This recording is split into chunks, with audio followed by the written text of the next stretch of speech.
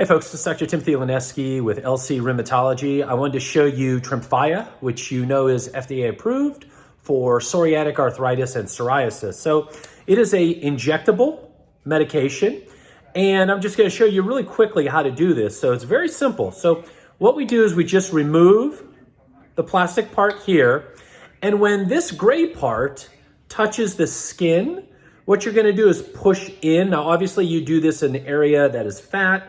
Usually the abdomen is one of the easiest areas. So what you do is you're going to push it in, and as it does that, you'll see the medicine being injected. So right there.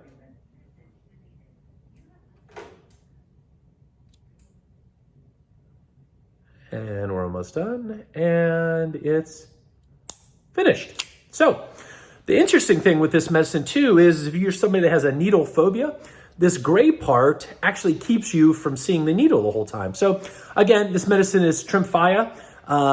It's a IL-23 inhibitor, and it's FDA approved again for psoriatic arthritis and psoriasis.